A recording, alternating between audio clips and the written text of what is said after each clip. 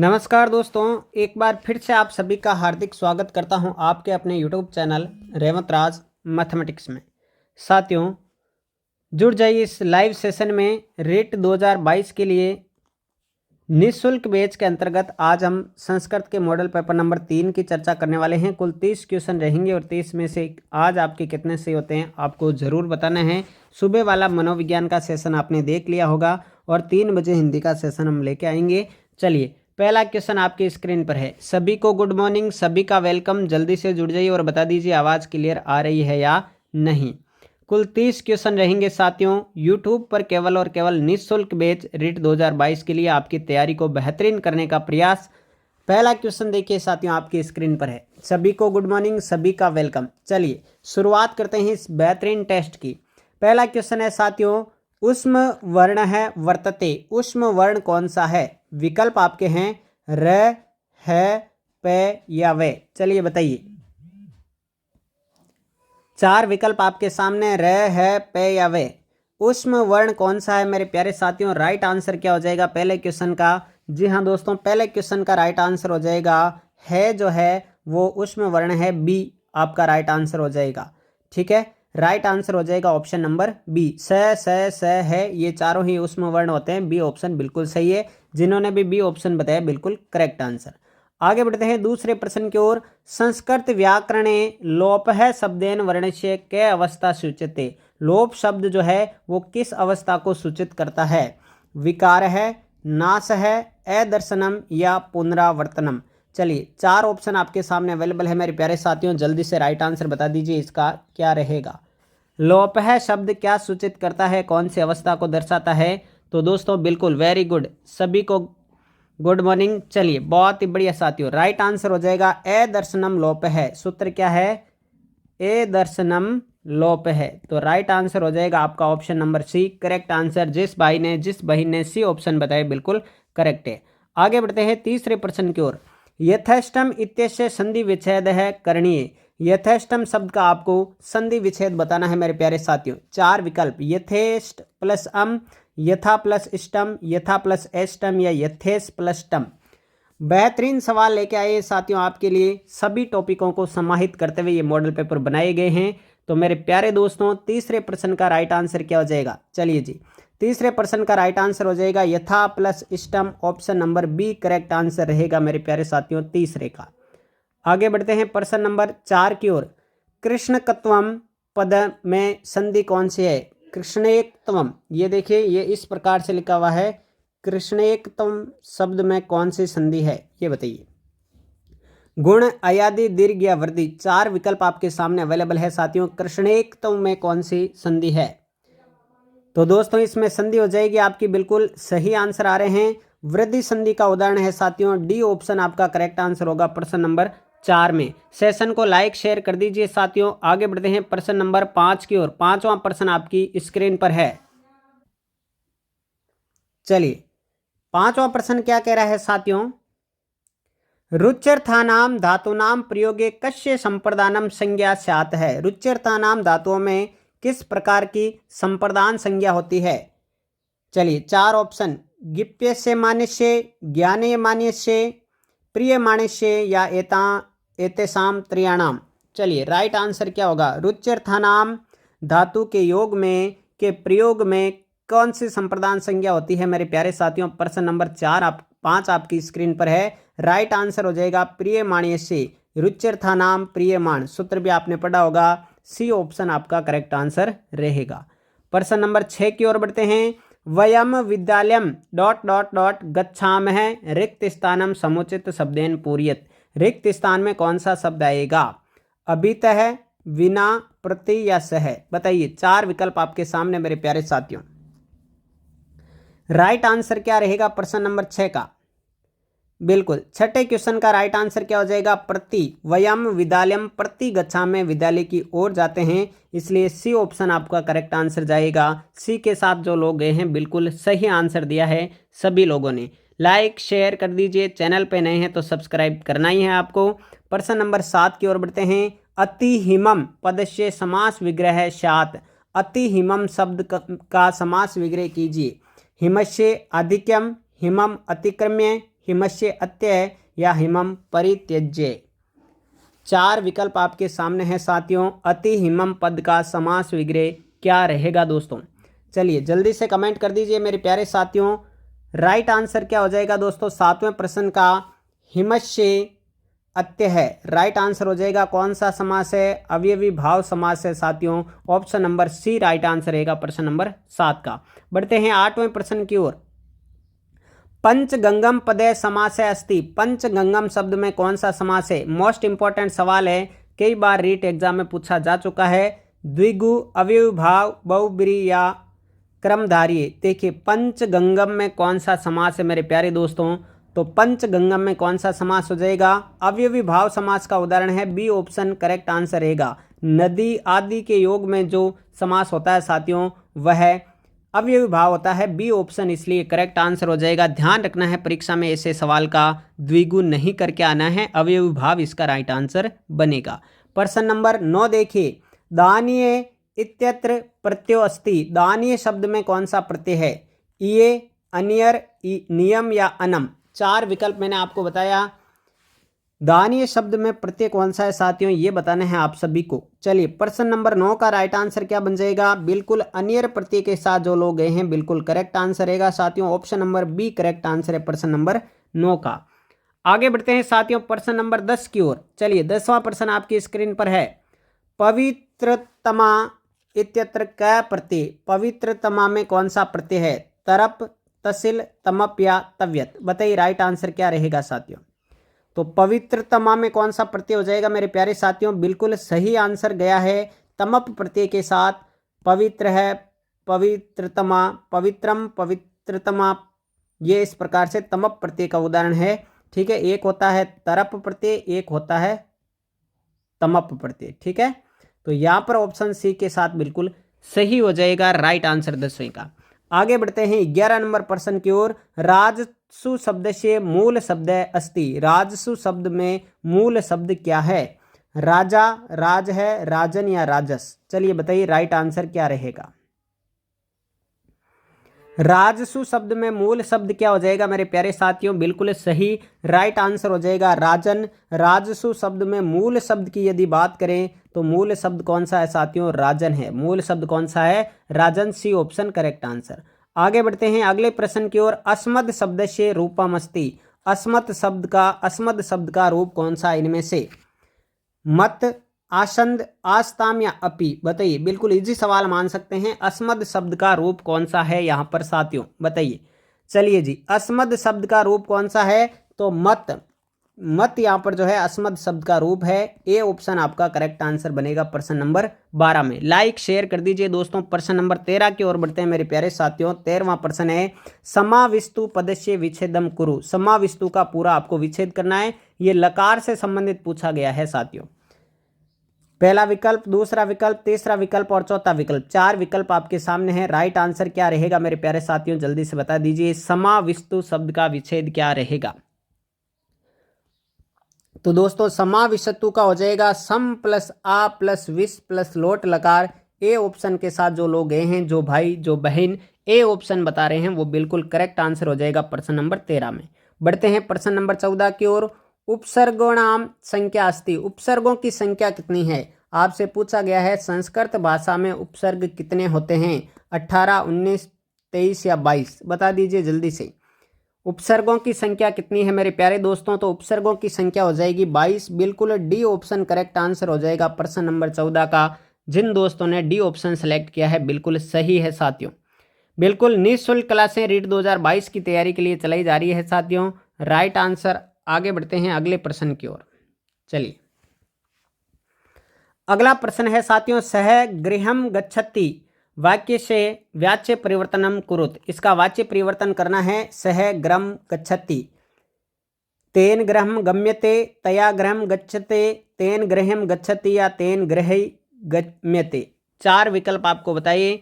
सह गृहम गच्छति इसका वाच्य परिवर्तन हो जाएगा तेन गृहम गम्यते। से का तेन बन जाएगा, गृहम और गच्छति का गम्यते बनेगा। ए ऑप्शन आपका करेक्ट आंसर रहेगा प्रश्न नंबर 15 का। बढ़ते हैं 16वें प्रश्न की ओर। आपको एक श्लोक दिया गया है और इसमें कौन सा छंद है ये पूछा गया है। छंद का नाम आपको बताना है साथियों। जल्दी से आप वर्ण गिन लीजिए साथियों। चलिए,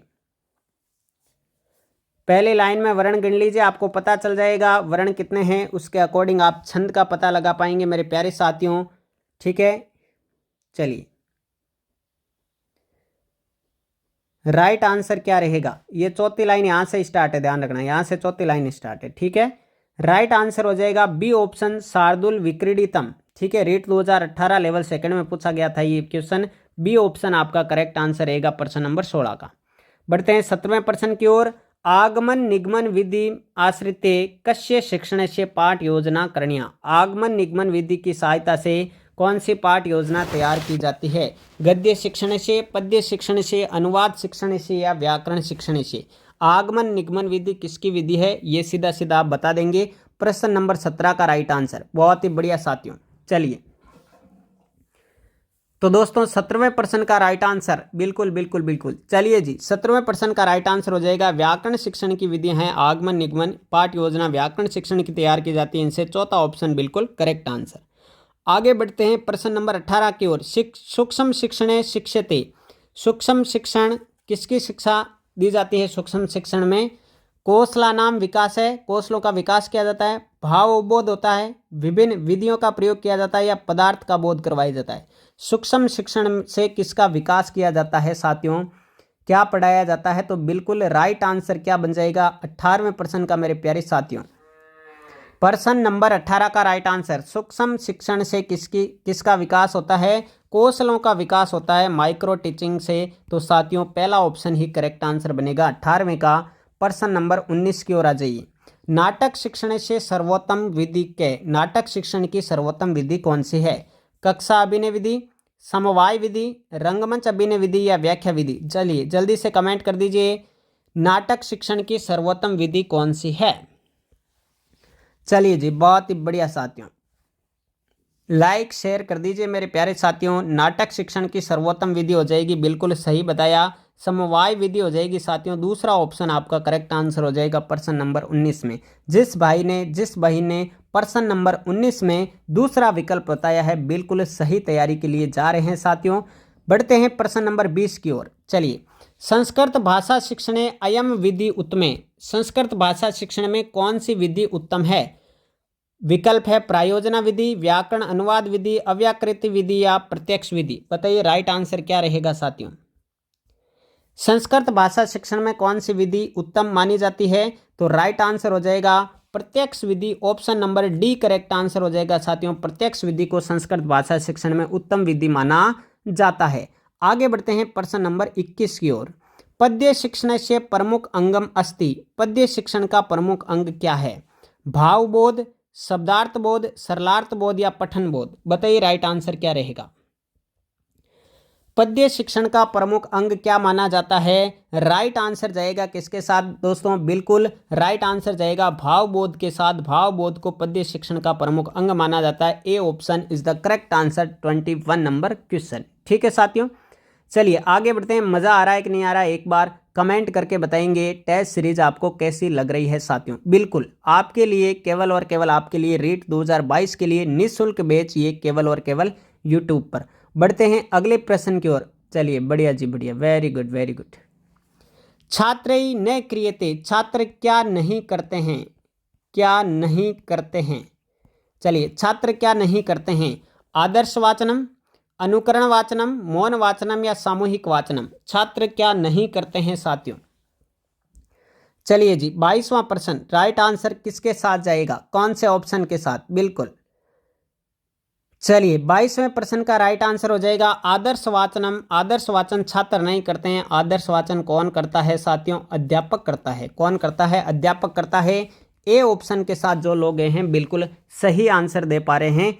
चलिए जी, बहुत बढ़िया। छात्र जो है आदर्श वाचन नहीं करते हैं, आदर्श वाचन अध्यापक करता है मेरे प्यारे साथियों। बढ़ते हैं अगले प्रश्न की ओर। विचार विश्लेषणम प्रक्रिया अस्ति। 23वां प्रश्न आपकी स्क्रीन पर आ चुका है। विचार विश्लेषणम प्रक्रिया अस्ति। विचार विश्लेषण किस पाठ योजना की प्रक्रिया मानी जाती है। गद्य पाठ योजना, व्याकरण पाठ योजना, नाटक पाठ योजना या पद्य पाठ योजना। देखिए काफी इंपॉर्टेंट क्वेश्चन आपके लिए है ये। विचार विश्लेषण प्रक्रिया किसकी पाठ योजना मानी जाती है? तो प्यारे दोस्तों राइट आंसर क्या हो जाएगा? बिल्कुल राइट आंसर जाएगा गद्य पाठ योजना के साथ ए ऑप्शन करेक्ट आंसर रहेगा। विचार विश्लेषण जो है प्रक्रिया जो है वो गद्य पाठ योजना की प्रक्रिया मानी जाती है। बढ़ते हैं प्रश्न नंबर 24 की ओर। चलिए, प्रत्यक्ष विधौ किम न क्रियते, प्रत्यक्ष विधि में क्या नहीं किया जाता है? प्रत्यक्ष विधि में क्या नहीं किया जाता है? व्याकरण से शिक्षणम, पुस्तक से प्रयोगम, मातृभाषाया प्रयोगम, दृश्य सर्वे साधनानाम प्रयोगम। क्या व्याकरण शिक्षण नहीं करवाया जाता?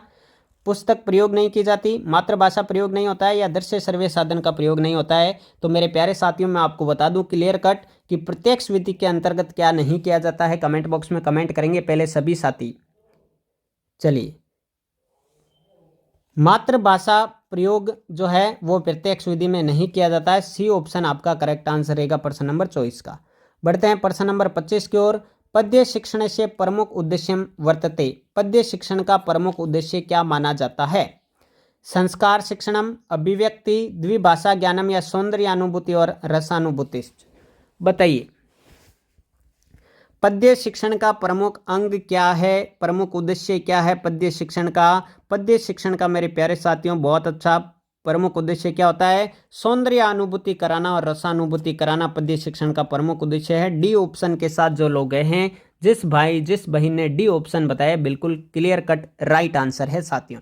चलिए जी आगे बढ़ते हैं। मंजिल को पाना है तो टेस्ट सीरीज को ज्वाइन कर लीजिए मेरे प्यारे साथियों। आपकी तैयारी को 4 चांद लगाने के लिए टेस्ट सीरीज लेके आए हैं। प्रश्न नंबर 26 देखिए, प्रस्तावना प्रश्नानाम घटकम नास्ति, प्रस्तावना प्रश्नों का घटक कौन सा नहीं है? पूर्व ज्ञान परीक्षण, उद्देश्य प्रकटनम, अभिप्रेरण संपादनम या मूल्यांकनम। क्या पूर्व ज्ञान परीक्षण करना नहीं है? क्या उद्देश्य को प्रकट करना नहीं है? क्या अभिप्रेरणा जागृत करना नहीं है? क्या मूल्यांकन करना नहीं है? प्रस्तावना प्रश्नों का घटक कौन सा नहीं है ये बताना है साथियों आप सभी को। चलिए जी, राइट आंसर बिल्कुल हो जाएगा मूल्यांकन करना प्रस्तावना प्रश्नों का कार्य नहीं है, घटक नहीं है। डी ऑप्शन के साथ जो लोग गए हैं बिल्कुल राइट आंसर दे पा रहे हैं। राइट आंसर रहेगा 26वें प्रश्न का ऑप्शन नंबर डी। आगे बढ़ते हैं प्रश्न नंबर 27 की ओर। लाइक कम है, लाइक कर दीजिए साथियों। शिक्षण श्रेष्ठ विधे असत्य मेलनम वर्तते, शिक्षण दिया हुआ है और श्रेष्ठ विधियां दी हुई है, आपको असत्य छांटना है। व्याकरणम, आगमन निगमन विधि, कविता शिक्षण की, दंडान्वय विधि, गद्य शिक्षण की, उद्बोधन विधि, नाटक शिक्षण की, समवाय विधि। कौन सा असत्य है ये बताना है आपको। चलिए जी कमेंट करना स्टार्ट कर दीजिए मेरे प्यारे दोस्तों। राइट आंसर क्या रहेगा इस प्रश्न का? 27वां प्रश्न आपकी स्क्रीन पर आ चुका है। श्रेष्ठ विधि और शिक्षण का कौन सा असत्य मेल है, असत्य जोड़ा है? तो साथियों बी ऑप्शन करेक्ट आंसर रहेगा। कविता शिक्षण की दंडान्वय विधि जो है वो श्रेष्ठ नहीं होती है, दूसरा ऑप्शन आपका करेक्ट आंसर रहेगा। बाकी व्याकरण के आगमन निगमन विधि श्रेष्ठ है, गद्य शिक्षण की उद्बोधन विधि है, नाटक शिक्षण की समवाय विधि है, दूसरा ऑप्शन करेक्ट आंसर रहेगा प्रश्न नंबर 27 में। आगे बढ़ते हैं 28वें प्रश्न की ओर। अभिव्यक्ति संबंध मूर्त कौशलम वर्तते, अभिव्यक्ति के से संबंधित मूर्त कौशल कौन सा है? अभिव्यक्ति से संबंधित मूर्त कौशल पूछा गया है। श्रवणम, भाषणम, लेखनम, पठनम। बताइए राइट आंसर क्या रहेगा। चलिए जी, अभिव्यक्ति से संबंधित मूर्त कौशल कौन सा है? तो मेरे प्यारे साथियों राइट आंसर क्या हो जाएगा इसका? बिल्कुल जी हाँ, राइट आंसर हो जाएगा लेखनम। लेखनम जो है अभिव्यक्ति से संबंधित मूर्त कौशल है, इस प्रश्न का ध्यान रखना है। सी ऑप्शन जिन साथियों ने दिया है बिल्कुल राइट आंसर है। आगे बढ़ते हैं प्रश्न नंबर 29 की ओर। 29 नंबर प्रश्न संख्या ज्ञान का। 300 के लिए कौन सी संख्या प्रयुक्त होगी? 300 के लिए इसको संस्कृत भाषा में कैसे लिखोगे? 300 को त्रिशतम, त्रियशतम, त्रियोशतम या त्रिशतम। बताइए राइट आंसर क्या रहेगा साथियों। 300 को संस्कृत भाषा में कैसा लिखा जाएगा, क्या लिखा जाएगा दोस्तों? जल्दी से कमेंट बॉक्स में कमेंट कर दीजिए मेरे प्यारे दोस्तों। 300 को क्या लिखा जाएगा? त्रिशतम लिखा जाएगा। ए ऑप्शन के साथ जो लोग हैं, जिस भाई जिस बहन जिस बालक बालिका ने ए ऑप्शन बताया बिल्कुल करेक्ट आंसर है। आगे बढ़ते हैं अंतिम प्रश्न की ओर आज की टेस्ट सीरीज का, आज के इस मॉडल टेस्ट पेपर का। संस्कृत शिक्षक छात्र, संस्कृत शिक्षक कैसा होना चाहिए? जिज्ञासु, आशावादी और संयमी होना चाहिए, बाल केंद्रित शिक्षा का विश्वासक होना चाहिए, संस्कृत साहित्य के प्रति अभिप्रेरणा उसमें जागृत होनी चाहिए, उसका अभिप्रेरक होना चाहिए, उपयुक्त सर्वा विकल्पा। राइट आंसर क्या हो जाएगा साथियों? संस्कृत का शिक्षक किस प्रकार का होना चाहिए? बिल्कुल बिल्कुल बिल्कुल, वो जिज्ञासु आशावादी भी होना चाहिए, संयमी भी होना चाहिए, बाल केंद्रित शिक्षा का विश्वासक भी होना चाहिए और संस्कृत साहित्य के प्रति उसमें अभिप्रेरणा होनी चाहिए। बिल्कुल डी ऑप्शन राइट आंसर रहेगा। उपयुक्त तीनों गुण संस्कृत के अध्यापक में होने चाहिए। चौथा ऑप्शन आपका करेक्ट आंसर बनेगा। ठीक है साथियों, ये थे आज के 30 क्वेश्चन। 30 में से आज आपके कितने सही हुए? 3 बजे हम मिलेंगे हिंदी की कक्षा के साथ में। 30% इंपॉर्टेंट टॉप 30% लेके आऊँगा साथियों, जुड़ना मत भूलिएगा। डेली लाइव टेस्ट सीरीज को ज्वाइन कीजिए और बिल्कुल निःशुल्क बैच यूट्यूब पर चल रहा है। सेशन को लाइक शेयर कर दीजिए और इन टेस्टों का फ़ायदा उठाइए। बिल्कुल बहुत ही बढ़िया। चलिए जी, ठीक है साथियों, तो ये थी आज के प्रश्नों की संस्कृत की मॉडल पेपर नंबर 3 की लाइव टेस्ट श्रृंखला। मिलते हैं अगले सेशन के अंतर्गत। तब तक के लिए सभी साथियों को जय हिंद, जय भारत, थैंक यू।